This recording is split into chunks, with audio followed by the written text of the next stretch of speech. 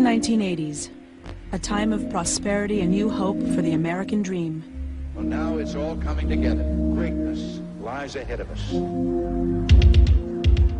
But it was poverty emerging in the streets. The need for social change was being expressed by young people making their mark on the walls of the city. No one knew more about making a mark than the graffiti artists in New York.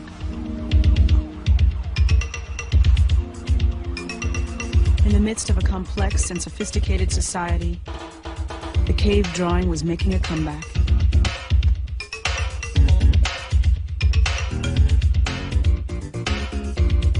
Were they public announcements sponsored by the city? Or symbols of some cult? They weren't factory printed like ads. They were drawn in chalk. Someone had stood there and drawn them on the spot. Amid the drudgery of getting to work, these strange visions were wide awake, and they made an entire city wonder, where were these drawings coming from?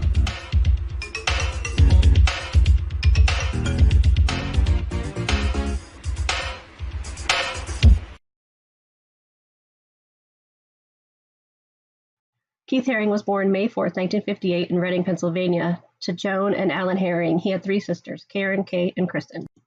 Keith developed a love for drawing at a very early age. He learned basic skills from his father, who was an amateur cartoonist. Keith was influenced by Walt Disney and Dr. Seuss. After graduating high school in 1976, he briefly attended school at the Ivy School of Professional Art in Pittsburgh, where he studied commercial art. While attending art school, he realized that he had no interest in becoming a commercial graphic artist, so after 2 semesters, he dropped out, but he continued to work on his art. In 1978, he had his first solo exhibit in Pittsburgh. With newfound confidence, Keith decides to move to New York. Keith began studying painting at the School of Visual Arts in New York. This would be one of the best career moves that he would ever make.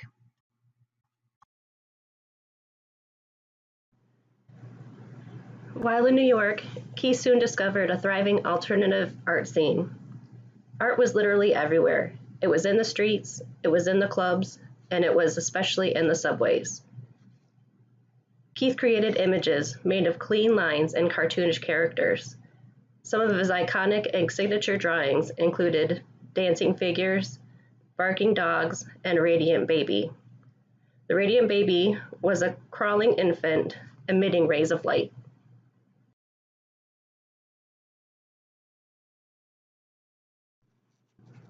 Keith embraced the spirit and energy of this alternative art scene. He began to organize solo art shows. In the mid-1980s, Keith was creating art all over the world. One of the most iconic murals was done on the Berlin Wall, where he drew linked figures and colors of the German flag, symbolizing unity between East and West Germany.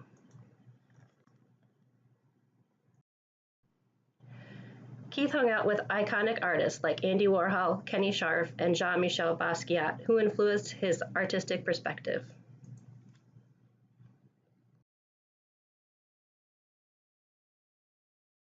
In 1985, Keith collaborated with celebrity singer Grace Jones, putting on 2 live performances at the Paradise Garage, a discotheque known for LGBT culture and dancing. Each performance featured Haring completely covering Jones' body and his graphic lines.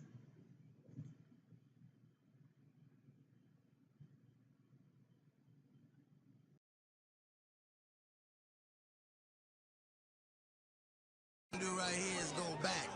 Bring that beat back. 1, 2, 3, 4.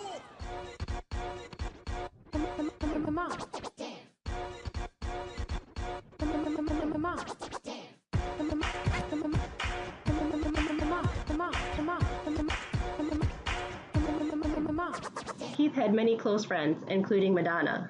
Madonna asked Haring to create sets and some of the costumes for her Sticky and Sweet tour. Even did a television performance of her single Like a Virgin wearing a matching pink jacket and pencil skirt with Haring design. Keith gained respect in the fashion world and was sought after for collaboration.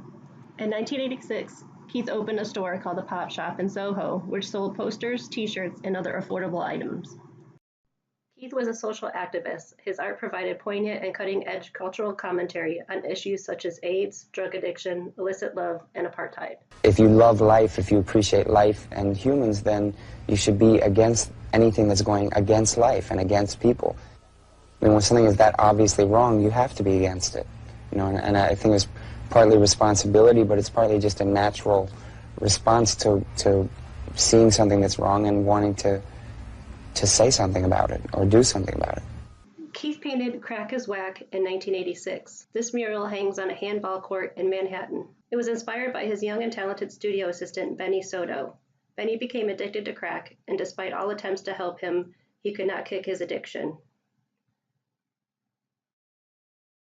In 1985, Keith painted Free South Africa. This was his response to the conditions that still existed. Keith Haring was openly gay, and his artwork paid homage to a gay community that he was so proud of. Keith was a pioneer of the LGBTQ community.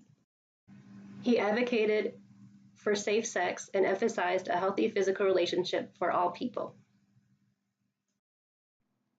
In a very sad and ironic twist of fate, at the peak of his career, Keith Haring was diagnosed with AIDS in 1988.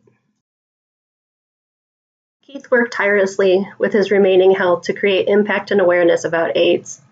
He became a dedicated member of ACT UP, an activist organization that worked to bring medical research and legislation to prevent AIDS. He also created his own foundation, the Keith Haring Foundation, to help bring awareness and to open the conversation on the issue. There's a lot of information that's really important to be passed on to people, and that if it's done in a way that's interesting or is good quality, then it makes people even more interested in the thing that they're seeing or that they're learning. Keith Haring once said, "Imagine how horrible it must be to some young kid who knows he's gay. They could have a sentence of death." We give so much power to people that are telling you that it's wrong to be who you really are that we lose sight of what's important. Keith felt an obligation to spread open-mindedness and awareness of social issues. Sadly, on February 16, 1990, Keith Haring died of AIDS-related complications. He was only 31 years old. Through his foundation, organizations are still receiving support and funding to this day. His work will forever be credited to bridging the gap between the high-end art world and street art. Keith Haring's impact will forever be seen all over the world.